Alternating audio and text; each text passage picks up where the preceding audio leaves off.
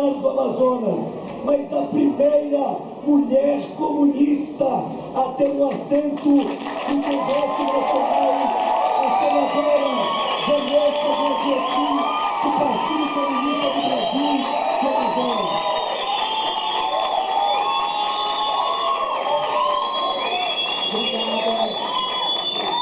Muito obrigado. Eu quero cumprimentar todas as companheiras da mesa. Quero pedir licença da ministra Irine, que eu aqui vou me revelar. Cumprimento todas as nossas deputadas, senadoras, jovens lideranças, cumprimentando o único homem da mesa, que é o Ian. E, em poucas palavras, eu quero dizer a vocês o seguinte, minha gente. Infelizmente, a realidade da mesa não é a realidade da plenária. E eu conversava com a Maria, que é a secretária de Mulheres da União Nacional dos Estudantes, da União Nacional dos Estudantes.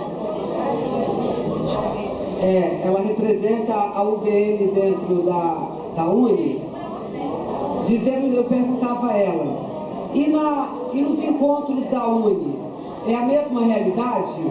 A maior parte dos participantes são homens ou são mulheres?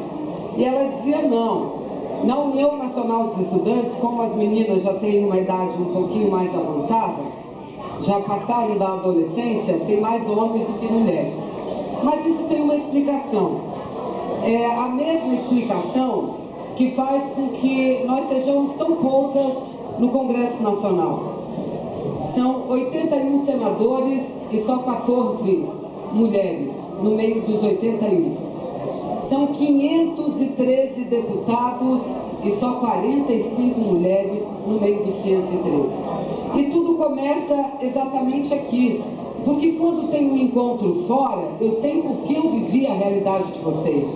Hoje eu sou senadora, mas alguns anos atrás eu era igualzinha a vocês, estudante que saía de casa lá do longínquo estado do Amazonas para participar dos encontros do movimento estudantil. E no geral, as mães e os pais deixam os meninos viajarem, mas não deixam as meninas viajarem. Porque na sociedade que a gente vive, a legislação tem melhorado muito. E nós, mulheres, temos tido esse empenho. Vocês viram a Janete Pietá? Ela é a coordenadora da bancada feminina. E a bancada feminina, no Congresso Nacional, não tem partido. A bancada feminina é a bancada que se une, independentemente da ideologia, independentemente do partido, para lutar para que as leis brasileiras cada vez permitam uma maior participação da mulher e um reconhecimento a tudo que a gente faz em prol da sociedade. Algum tempo atrás, nós éramos pouquinho mais do que 30% na participação da produção. E hoje nós já participamos na produção brasileira em mais de 42%. Nós somos a maioria das eleitoras, mas não temos direito a ocupar sequer 20% das cadeiras do Brasil. Então essas mudanças nós iniciamos a operar. E vocês, juventude brasileira, têm um papel fundamental, têm um papel importante nisso. Porque a discriminação vem na lei ainda e nós estamos mudando uma a uma da lei que prevê a discriminação. A lei não diz que pode ter tratamento diferenciado entre homem e mulher, não. Mas a partir do momento em que a lei estabelece um tipo de sistema eleitoral que exclui a mulher, e o Estado brasileiro sabe disso, o Parlamento brasileiro sabe disso, mas não modifica essa lei, essa é uma manifestação de machismo também. Portanto, minha gente, nós precisamos nos unir. Eu estou aqui para dizer a vocês que nós temos que nos rebelar.